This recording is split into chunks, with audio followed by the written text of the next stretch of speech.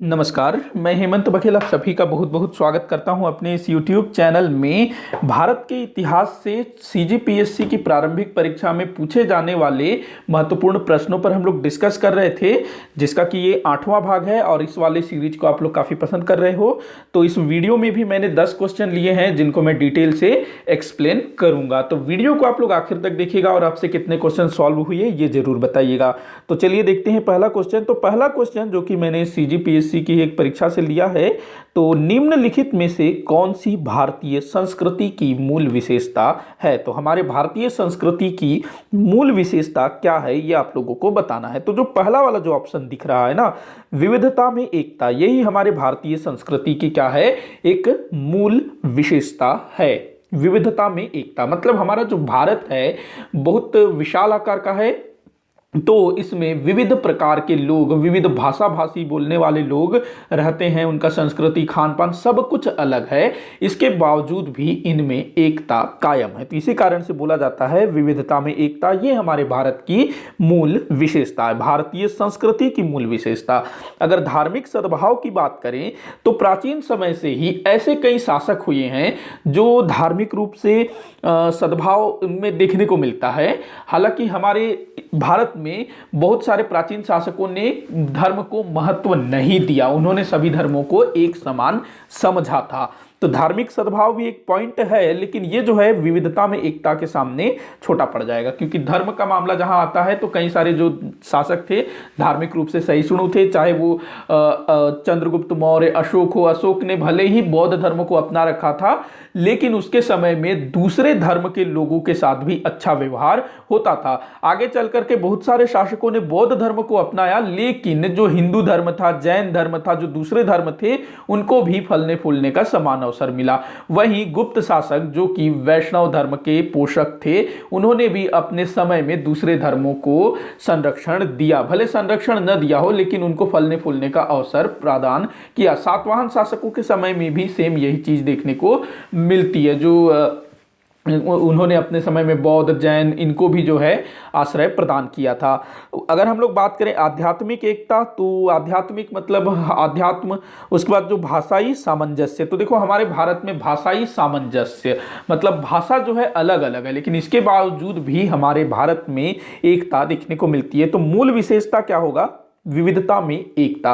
अलग अलग प्रकार के धर्म हैं, अलग अलग प्रकार के धर्म आध्यात्म को मानने वाले लोग हैं, अलग अलग भाषा को बोलने वाले लोग हैं, और इन सब के होने के बावजूद भी हमारे भारत में एकता बनी हुई है। इसीलिए हमारे भारतीय संस्कृति की मूलभूत विशेषता क्या है, विविधता में एकता। अगला क्वेश्चन दिया हुआ है, निम्नलिखित कथनों को पढ़िए। चलिए पढ़ लेते हैं निम्नलिखित कथन।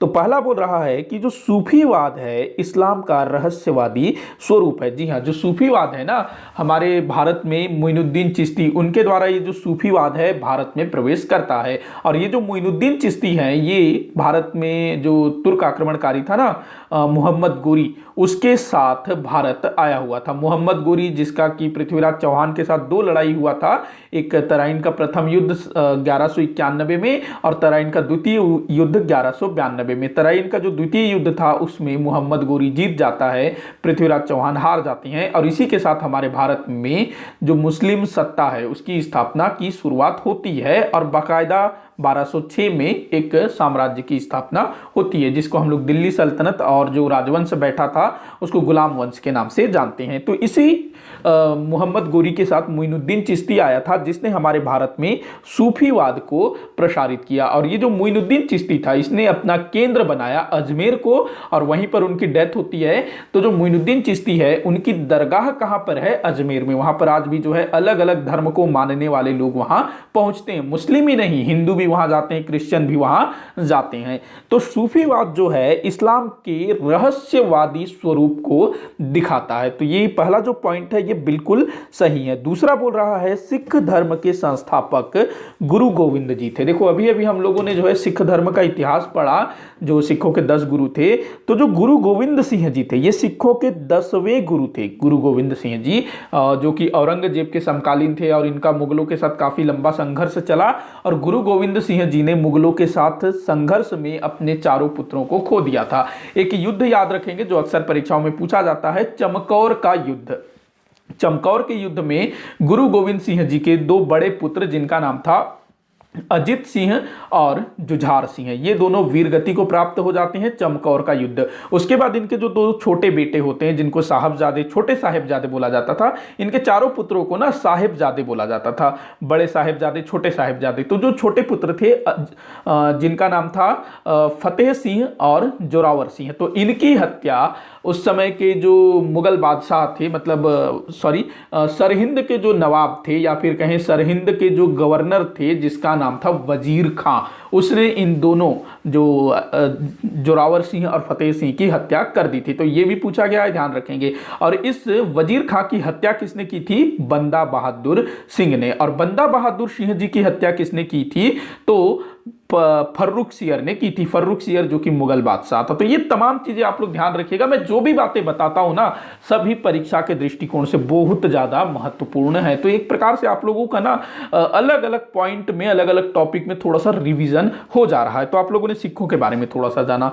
तो ये जो पॉइंट है ये गलत है, क्योंकि गुरु गोविंद सिंह जी 10वें सिख गुरु थे। इन्होंने खालसा पंथ की स्थापना की थी और गुरु गोविंद सिंह जी ने यह भी घोषणा की कि यहां से जो है गुरु का पद को समाप्त किया जा रहा है। अब जो है सिखों के गुरु कौन होंगे? गुरु ग्रंथ साहिब, जो कि सिखों की पवित्र धार्मिक ग्रंथ मानी जाती है। तो सिख धर्म के संस्थापक कौन थे? तो गुरु नानक देव जी, जो कि प्रथम सिख गुरु थे। तो ये आपका गलत हो जाएगा। तीसरा पॉइंट है, दक्षिण के बंदरगाहों से भारत में ईसाई धर्म आया।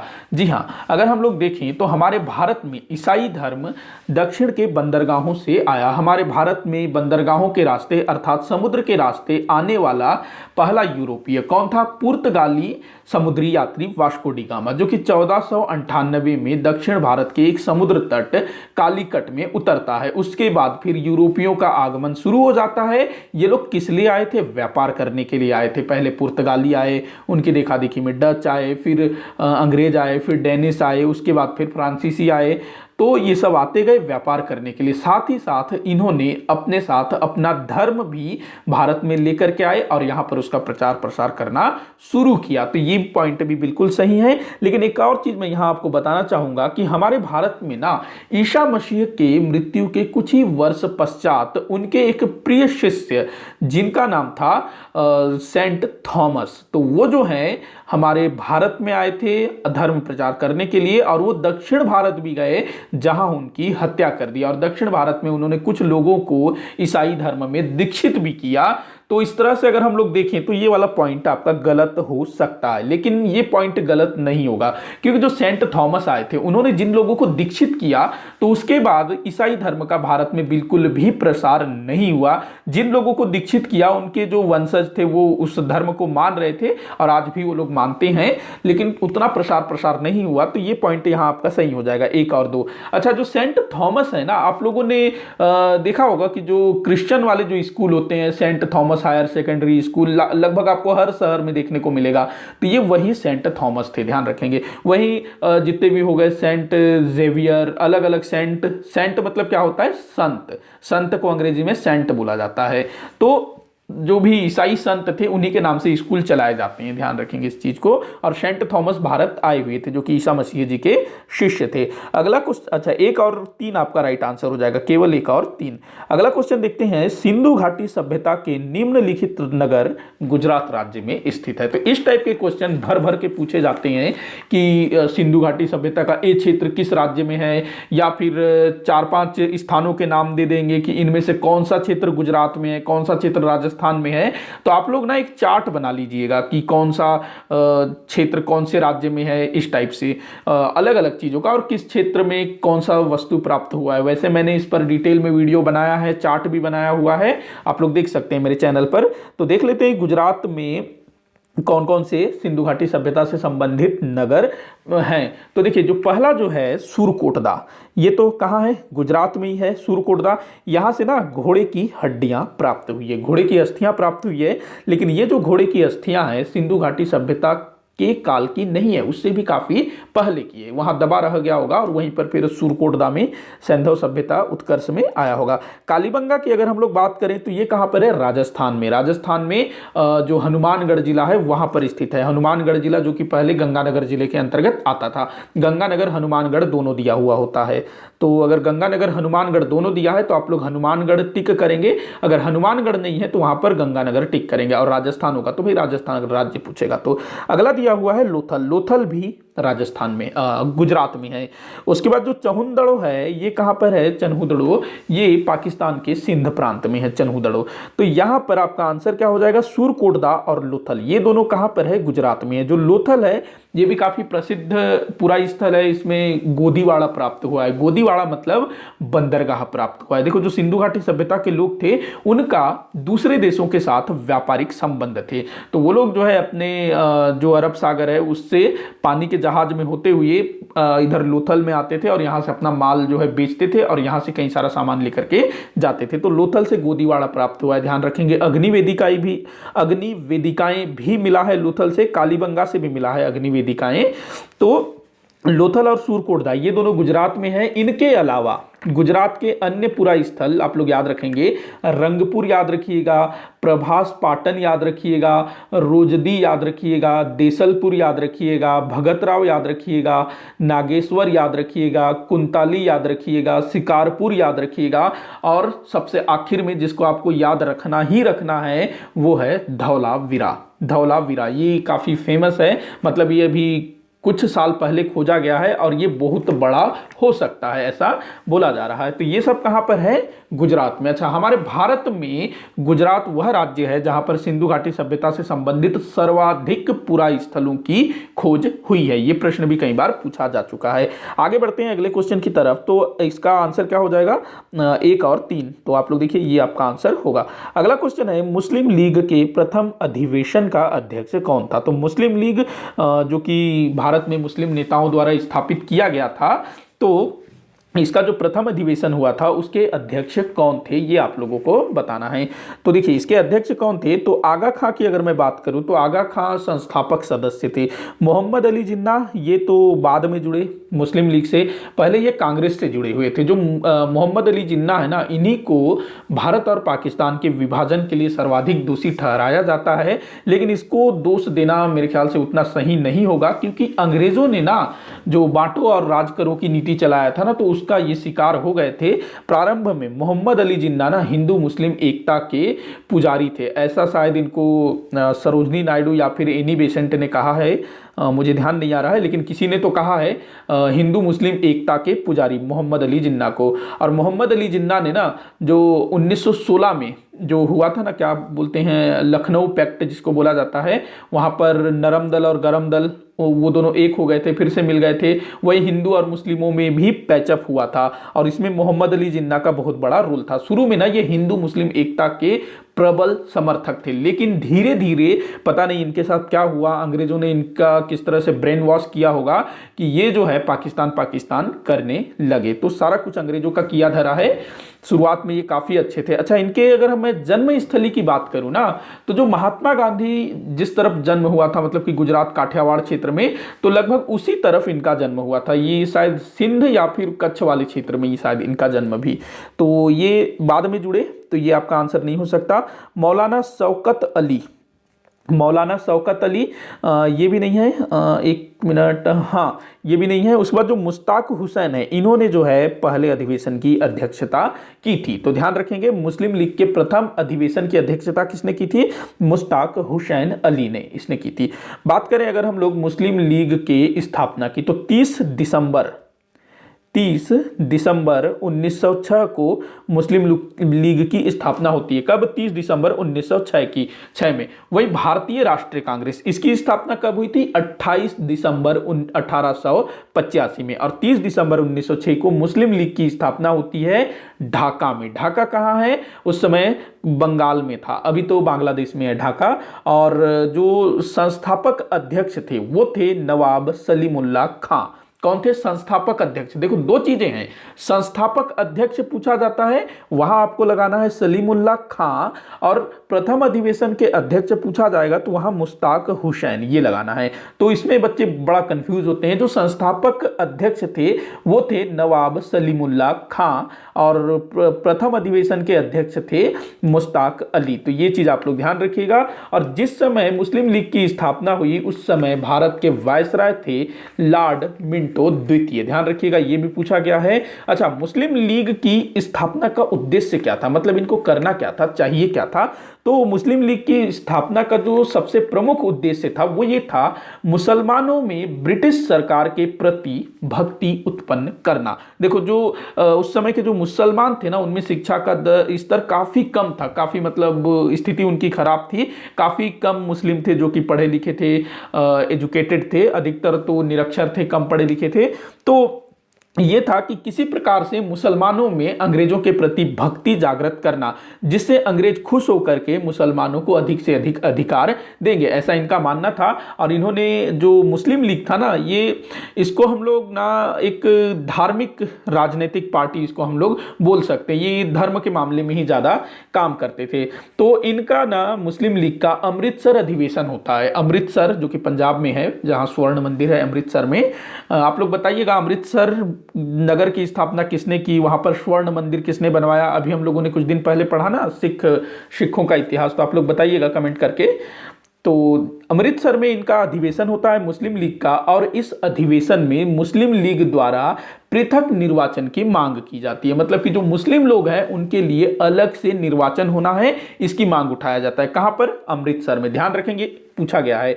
इसके बाद सन 1909 में मार्ले मिंटो सुधार आता है, मार्ले मिंटो सुधार सन 1909 में। और इस मार्ले मिंटो सुधार में इस मुस्लिम लीग द्वारा मांगे गए मांग को, मतलब कि मुसलमानों के लिए पृथक निर्वाचन क्षेत्र, तो ये जो है दिया जाता है। यही क्या था?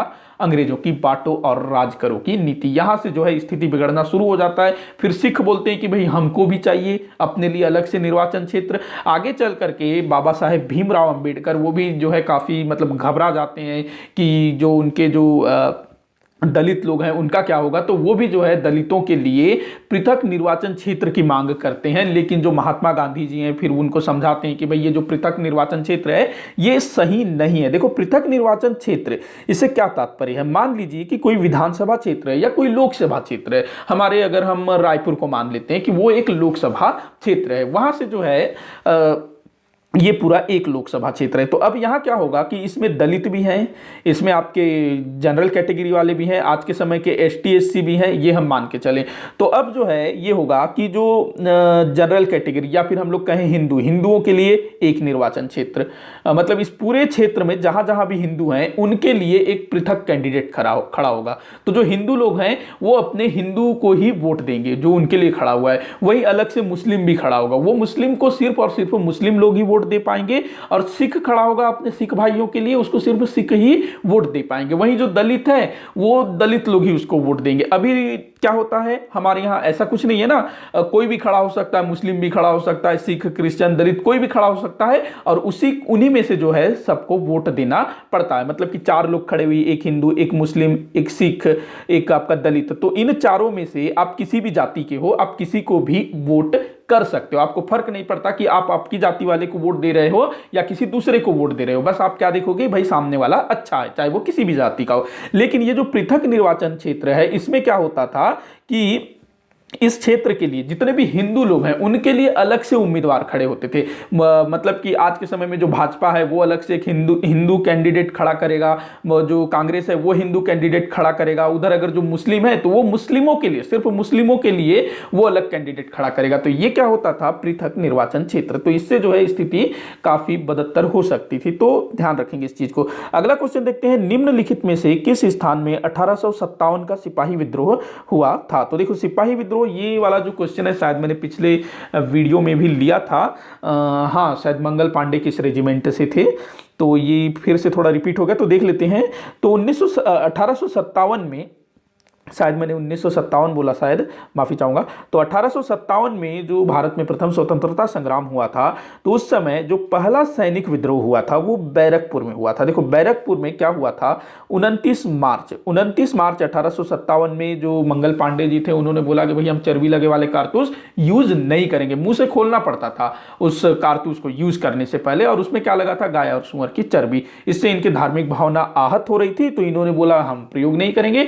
बस इतनी सी बात थी और इनको जो है गिरफ्तार कर लिया जाता है और 8 अप्रैल 1857 को इनको मृत्युदंड दे दिया जाता है। फिर इसके बाद ये जो चर्बी वाला कारतूस है ये मेरठ भी पहुंचता है। यहाँ के कुछ सिपाही मना करते हैं, उनको मृत्युदंड दे दिया जाता है। बाद में फिर वहां के जो दूसरे सिपाही होते हैं ना, जिनके सामने उन सिपाहियों को मारा गया था। देखो उस टाइम पे जो अंग्रेज थे ना, वो किसी भी सिपाही को या फिर कोई भी अंग्रेजों के खिलाफ विद्रोह करता था उसको सरेआम मृत्युदंड दिया जाता था। अगर कोई सिपाही है जिसने विद्रोह किया है, क्योंकि बैरकपुर में 1824 में भी विद्रोह हुआ था, इसके अलावा जो दक्षिण में वेल्लोर में भी विद्रोह हुआ था ना 1806 में, सैनिक विद्रोह।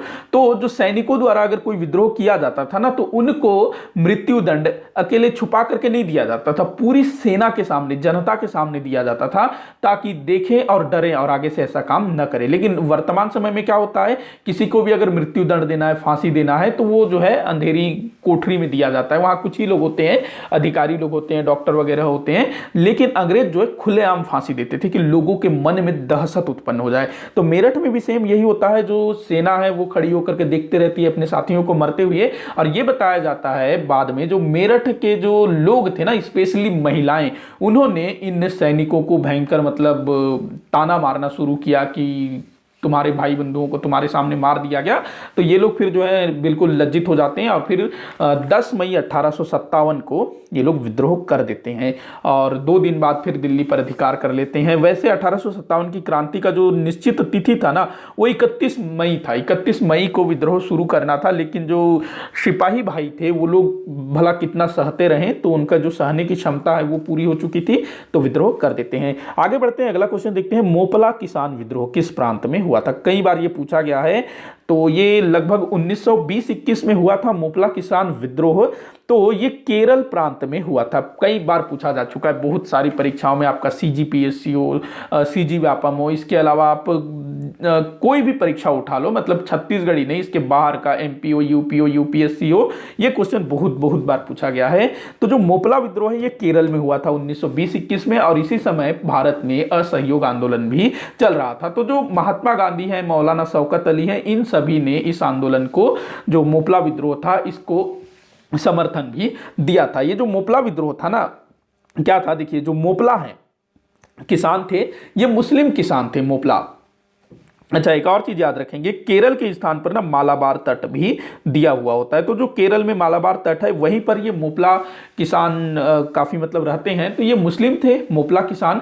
तो शुरुआत में इन्होंने जो विद्रोह किया था वो अंग्रेजों के विरुद्ध था, अंग्रेजों की नीतियों के विरुद्ध था। लेकिन कालांतर में ये जो विद्रोह है सांप्रदायिक रूप ले लेता है। देखिए क्या था कि जो मोपला, जो मालाबार क्षेत्र है ना, मालाबार तट, वहां पर जो अधिकतर किसान थे वो तो मुस्लिम मोपला किसान थे, लेकिन जो जमींदार थे, जिनके पास बड़े बड़े जमीन थे, जिनकी जमीनों पर ये किसान काम करते थे, वो हिंदू थे। और जमींदार जो हैं अंग्रेजों के साथ मिलकर के इन किसानों पर अत्याचार करते थे। तो इन्होंने इन्हीं जमींदारों और अंग्रेजों के खिलाफ विद्रोह किया था।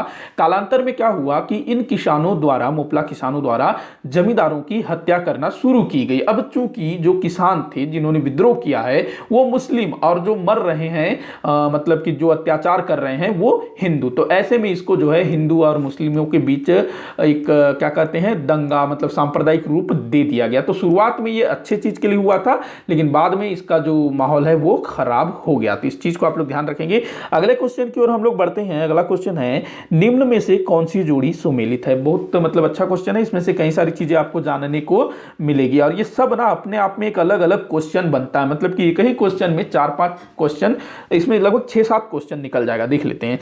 तो पहला बोल रहा है सरदार भगत सिंह। तो इन्होंने वंदे मातरम की स्थापना की थी। नहीं भाई, गलत है। ये जो वंदे मातरम जो संस्था है ना, वंदे मातरम जो संस्था है इसकी स्थापना की थी मैडम भीकाजी कामा ने। मैडम भीकाजी कामा। कहाँ इसकी स्थापना हुई थी? तो लंदन में हुई थी, ध्यान रखेंगे, लंदन में हुई थी मैडम भीकाजी कामा द्वारा वंदे मातरम की स्थापना। ये जो भीकाजी कामा है ना, ये महाराष्ट्र से थी, बंबई से थी, पारसी परिवार से ये संबंधित थी। बाद में ये 1902 के आसपास इन्होंने भारत छोड़ दिया, लंदन में रहने लगी, यूरोप में रहने लगी, और सन 1907 में जर्मनी में अंतरराष्ट्रीय समाजवादी कांग्रेस का आयोजन किया जाता है। मतलब कि जो अंतरराष्ट्रीय समाजवादी कांग्रेस है उसके बैठक होती है कहां पर? जर्मनी में। जर्मनी में एक स्थान है स्टुटगार्ट, ये भी आप लोगों को ध्यान रखना, स्टुटगार्ट, स्टुटगार्ट। तो यहां पर अंतरराष्ट्रीय समाजवादी कांग्रेस में जो भीकाजी कामा थी, मैडम भीकाजी कामा, इन्होंने भारत का नेतृत्व किया था और पहली बार इसी जर्मनी के स्टुटगार्ट नामक स्थान पर सन 1907 में मैडम भीकाजी कामा द्वारा हमारे भारत के ध्वज को फहराया गया था। तो प्रश्न कई बार पूछा गया है कि भारत का ध्वज सर्वप्रथम किसके द्वारा फहराया गया था? तो मैडम भीकाजी कामा द्वारा सन 1907 में, लेकिन भारत में नहीं, भारत के बाहर, स्टुटगार्ट, जर्मनी, यूरोप में, ध्यान रखेंगे।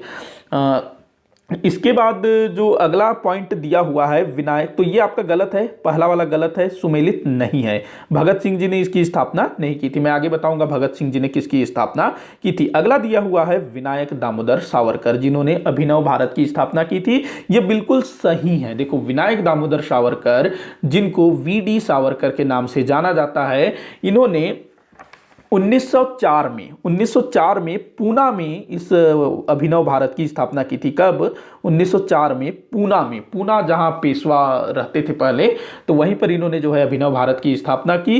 जो विनायक दामोदर सावरकर थे ना, इनके द्वारा एक पुस्तक लिखी गई है 1857, 1857 की क्रांति का समर, इस टाइप से इन्होंने इस पुस्तक में उस समय क्यों ये हुई थी, मतलब अंग्रेजों का जो पूरा कच्चा काला सच है ना, वो इस पुस्तक में लिख डाला था। और ये जो पुस्तक है ना, उस समय प्रतिबंधित थी, इसको पढ़ना अपराध होता था। कोई पढ़ते हुए, बेचते हुए कहीं इसको अगर कोई रखता था तो उसको जो है जेल में डाल दिया जाता था। तो विनायक दामोदर सावरकर, उनके द्वारा ये पुस्तक लिखी गई थी और इन्होंने, विनायक दामोदर सावरकर ने बोला कि ये हमारे भारत की पहली स्वतंत्रता संग्राम है, 1857 की क्रांति को। अगला दिया हुआ है चंद्रशेखर आजाद, बोल रहा है कि भारत माता की स्थापना की। ये सब ना संस्थाएं हैं, ध्यान रखेंगे। तो जो आपका जो ब है, विनायक दामोदर सावरकर अभिनव भारत, यही आपका सही हो जाएगा, बाकी तीनों गलत है। वंदे मातरम भीकाजी कामा।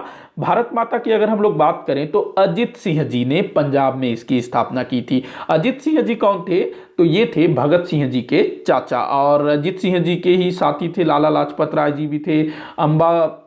क्या नाम था, एक अंबा प्रसाद, ये भी इनके साथी थे।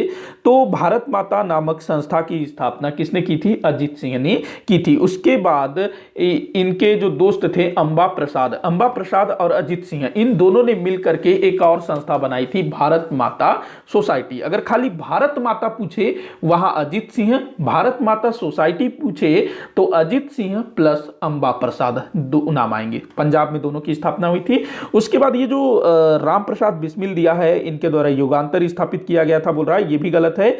युगांतर की स्थापना बारिंद्र कुमार घोष द्वारा की गई थी। तो ध्यान रखेंगे, वंदे मातरम मैडम भीकाजी कामा, अभिनव भारत वीडी सावरकर, मतलब विनायक दामोदर सावरकर, ये वाला आपका सही है, इसका आंसर यही है। उसके बाद जो भारत माता, ये अजित सिंह, युगांतर बारिंद्र कुमार घोष। अब आते हैं ये जो भगत सिंह, चंद्रशेखर आजाद और राम प्रसाद बिस्मिल, इनके द्वारा क्या स्थापित किया गया था, क्योंकि ये भी तो पूछा जा सकता है ना। तो देखो, जो सरदार भगत सिंह जी थे, सबसे पहले हम लोग ना राम प्रसाद बिस्मिल को देख लेते हैं क्योंकि ये पहले आएंगे। तो जो राम प्रसाद बिस्मिल जी थे, इन्होंने एक संस्था स्थापित की थी जिसको शॉर्ट में कहा जाता था HRA। इसकी स्थापना हुई थी सन 1924 में। कब हुई थी इसकी स्थापना? 1924 में। कहां हुई थी? कानपुर में। देखो, ये तमाम चीजें पूछी गई है। राम प्रसाद बिस्मिल द्वारा HRA जिसकी स्थापना हुई कानपुर में सन 1924 में। एचआरए का जो पूरा नाम है वो है Hindustan Republican association, Hindustan Republican association.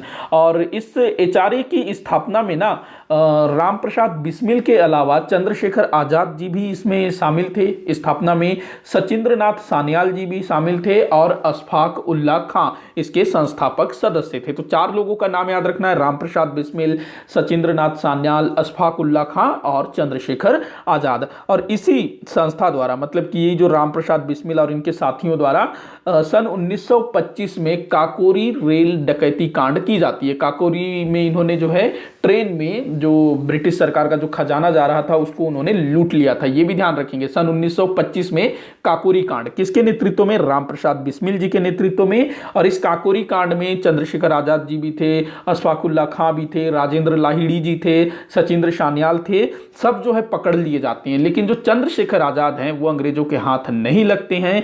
बाकी जो अशफाक उल्ला खां हैं, राम प्रसाद बिस्मिल जी हैं, राजेंद्र लाहिड़ी, इन सबको मृत्यु दंड दे दिया जाता है। तो ये 3 नाम आप लोग याद रखेंगे जिनको मृत्यु दंड दिया गया था, राम प्रसाद बिस्मिल, राजेंद्र लाहिड़ी, अशफाक उल्ला खां। चंद्रशेखर आजाद भाग निकलने में कामयाब रहे थे काकोरी कांड के बाद। तो ये काकोरी कांड एचआरए ध्यान रखेंगे। इसके बाद बात करते हैं चंद्रशेखर आजाद। तो देखो चंद्रशेखर आजाद, इनके द्वारा HSRA स्थापित किया गया था। ये जो एचआरए है ना, इसी में एस लगा दिया गया था, HSRA। इसका मतलब होता है हिंदुस्तान सोशलिस्ट रिपब्लिकन एसोसिएशन। कई बार ना प्रश्न पूछा गया है कि राम प्रसाद बिस्मिल द्वारा स्थापित एचआरए में चंद्रशेखर आजाद ने कौन सा शब्द जोड़ा, तो एस मतलब कि सोशलिस्ट शब्द जोड़ा था, हिंदुस्तान सोशलिस्ट रिपब्लिकन एसोसिएशन। ये कब स्थापित हुआ? तो सन 1928 में। इसमें ना चंद्रशेखर आजाद जी के साथ भगत सिंह जी भी थे, तो ये ध्यान रखिएगा। इसके बाद सरदार भगत सिंह जी की बात करें तो इन्होंने सन 1926 में नौजवान सभा स्थापित किया था। तो ये तमाम चीजें आप लोग ध्यान रखेंगे, आपको कभी भी पूछा जा सकता है। अगला क्वेश्चन देखते हैं, किसने प्लासी की लड़ाई में बंगाल के नवाब सिराजुद्दौला के साथ विश्वासघात किया था? तो सिराजुद्दौला जो कि 23 जून 1757 में प्लासी के युद्ध होता है और प्लासी के युद्ध के पश्चात नवाब सिराजुद्दौला को मार दिया जाता है। तो ये जो युद्ध हुआ था प्लासी का युद्ध, कोई बहुत बड़ा युद्ध नहीं हुआ था, छोटी मोटी झड़पें हुई थी। तो इस युद्ध में जो सिराजुद्दौला के जो विश्वास पात्र थे उन्होंने ही सिराजुद्दौला को धोखा दिया था। तो किस किसने धोखा दिया था? तो यहाँ पर 5 नाम दिया हुआ है, मीर जाफर, मीर मदान, मोहनलाल, राय दुर्लभ और जगत सेठ। तो ये जो मीर जाफर है ये तो भाई सबसे बड़ा गद्दार था। उसके बाद जो राय दुर्लभ है जो कि कलकत्ता का एक बहुत बड़ा व्यापारी था, इसने भी जो सिराजुद्दौला को धोखा दिया था। जगत सेठ ये भी बंगाल का बहुत बड़ा साहूकार था, इसने भी अपना जो क्या कहते हैं सिराजुद्दौला को धोखा दिया था। इनके अलावा 2 और नाम याद रखेंगे, एक तो मानिक चंद्र, दूसरा नाम याद रखेंगे अमीन चंद। इन दोनों ने भी सिराजुद्दौला को धोखा दिया। टोटल 5 लोग, मीर जाफर, राय दुर्लभ, जगत सेठ, मानिक चंद और अमीन चंद, इन 5ओं ने सिराजुद्दौला को धोखा दिया। प्लासी के युद्ध में अंग्रेजों के पक्ष में चले गए थे, इसी कारण सिराजुद्दौला को प्लासी के युद्ध में हारना पड़ा और जो अंग्रेज थे उनको ज्यादा कुछ किए बगैर ही बंगाल पर अधिकार करने में सफलता प्राप्त हुई। और अंग्रेजों ने क्या किया, प्लासी के युद्ध के पश्चात मीर जाफर इसको जो है अपने नियंत्रण में बंगाल का नवाब बना दिया। मीर जाफर जो है ना नवाब सिराजुद्दौला का प्रधान सेनापति हुआ करता था।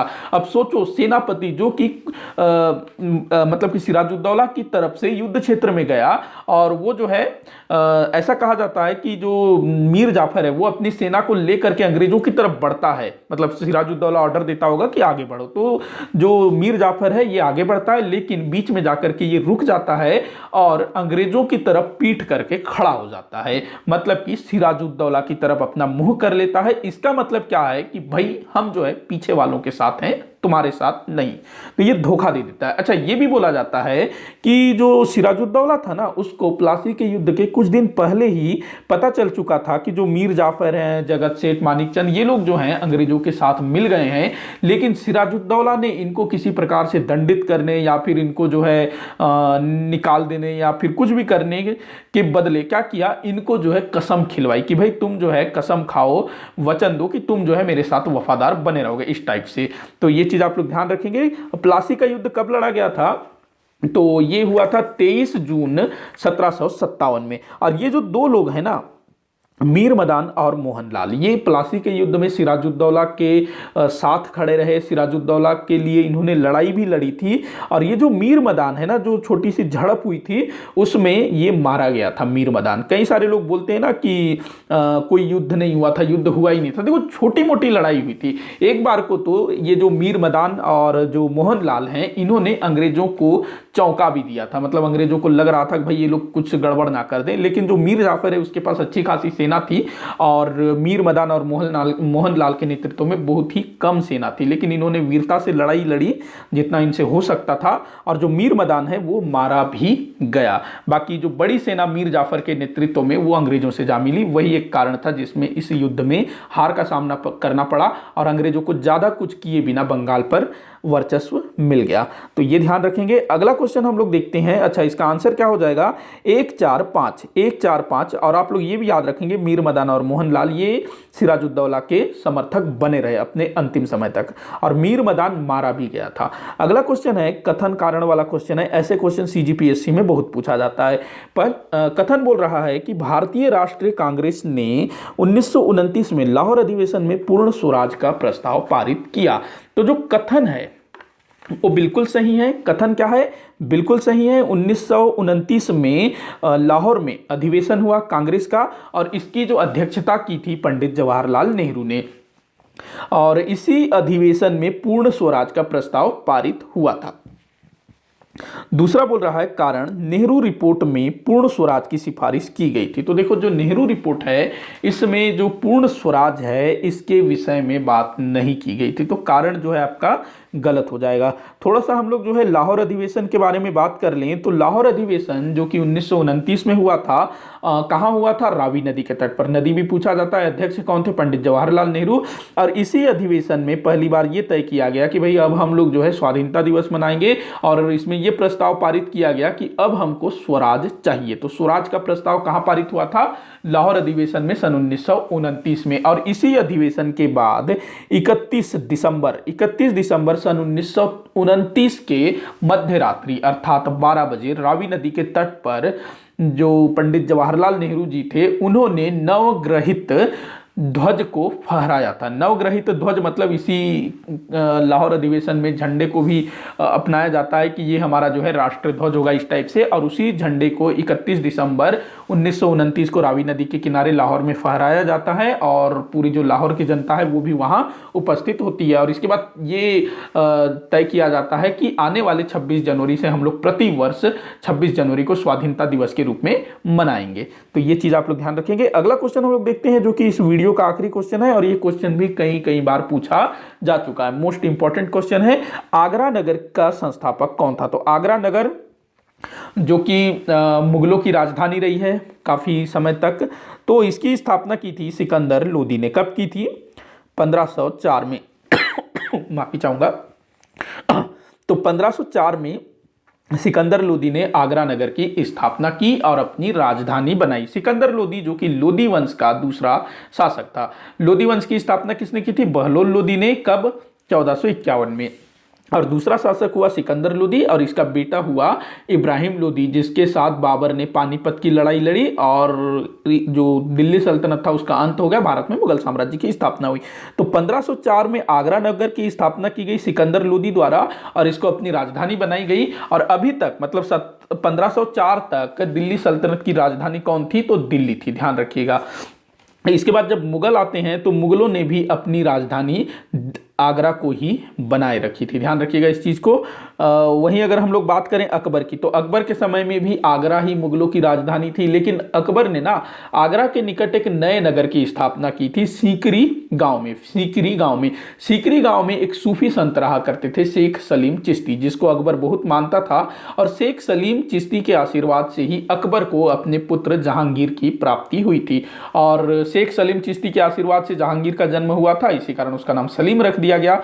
तो जब शेख सलीम चिश्ती की डेथ हो जाती है तो उनकी स्मृति में सीकरी नगर में अकबर अपनी राजधानी स्थापित करना शुरू कर देता है। और जब वो गुजरात को जीत लेता है 1571-72 में, तो अपनी नई राजधानी जो कि सीकरी में स्थापित हो रही थी उसका नाम रख देता है फतेहपुर सीकरी। तो आगरा के बाद अकबर ने अपनी राजधानी बनाई फतेहपुर सीकरी को लगभग 1571 से लेकर के 1586 तक। और 1586 के बाद अकबर ने अपनी राजधानी फतेहपुर सीकरी से स्थानांतरित कर ली। कहां पर? लाहौर में। लाहौर में लगभग वो 12 वर्ष तक रहा और 1598 में वो वापस अपनी राजधानी आगरा स्थानांतरित कर लेता है। तो ध्यान रखेंगे अकबर के समय में आगरा, आगरा से फतेहपुर सीकरी, फतेहपुर सीकरी से लाहौर, फिर वापस लाहौर से आगरा। इसके बाद ना सन 1648 तक आगरा ही मुगलों की राजधानी होती है और 1648 में फिर जो मुगल बादशाह शाहजहां उसके द्वारा स्थापित एक नए नगर शाहजहानाबाद जो दिल्ली के पास है, मतलब दिल्ली के अंदर में ही है। मतलब आज जो कई सारे जो दिल्ली में अलग अलग जो स्थान है ना, जैसे शाहजहानाबाद हो गया, अलग अलग जो एरियाज हैं, तो वो सब जो है अलग अलग शासकों द्वारा स्थापित किए गए थे, वही सब मिलकर के आज जो है दिल्ली के नाम से जाने जाते हैं। तो शाहजहानाबाद नगर की स्थापना की किसने? शाहजहां ने। और 1648 में अपनी जो राजधानी है आगरा से शाहजहानाबाद स्थापित की। और आखिरी समय तक जो आखिरी मुगल बादशाह थे ना बहादुर शाह जफर, तब तक शाहजहानाबाद ही मुगलों की राजधानी रही। तो ये तमाम चीज़ें आप लोग ध्यान रखेंगे। अगर हम लोग बाबर की बात करें तो बाबर जिसने इब्राहिम लोदी को पानीपत के प्रथम युद्ध में परास्त किया, और जो इब्राहिम लोदी था वो युद्ध क्षेत्र में ही मारा गया। बाबर ने टोटल 4 युद्ध लड़े थे। पानीपत का युद्ध, उसके ठीक दूसरे वर्ष खानवा का युद्ध राणा सांगा को हराया, फिर चंदेरी का युद्ध मेदिनी राय को हराया, फिर घाघरा का युद्ध 1529 में जिसमें बचे कुचे अफगानों को समाप्त किया गया। उसके बाद 1530 में बाबर की डेथ हो जाती है। तो ये चीज ध्यान रखेंगे। शाहजहां जिसने ताजमहल बनवाया, शाहजहानाबाद नामक नगर बसा करके उसको अपनी राजधानी बनाया। तो आज के लिए फिलहाल इतना ही। तो आप लोग मुझे कमेंट करके बताइएगा कि ये वीडियो आप लोगों को कैसा लगा। किसी भी क्वेश्चन में या फिर मैंने जो भी पॉइंट बताए उसमें आप लोगों को कोई भी डाउट लगता हो तो आप लोग मुझे जरूर कमेंट करिएगा ताकि मैं उसको सॉल्व कर सकूं। और आपके पास कोई ऐसा क्वेश्चन हो जिसका आपको आंसर न मिल रहा हो, चाहे वो भारतीय इतिहास से संबंधित हो या फिर छत्तीसगढ़ सामान्य अध्ययन से संबंधित हो, तो आप लोग उसको मुझे कमेंट बॉक्स में लिख करके बताइएगा ताकि मैं उसका आंसर खोज करके उसको अपने वीडियो में ऐसे शामिल करके सबके साथ शेयर कर सकूं। तो देखिएगा आप लोग, तो वीडियो को ज़्यादा से ज़्यादा शेयर करिएगा, लाइक करिएगा, चैनल को सब्सक्राइब करिएगा। वीडियो को आखिर तक देखने के लिए बहुत बहुत धन्यवाद।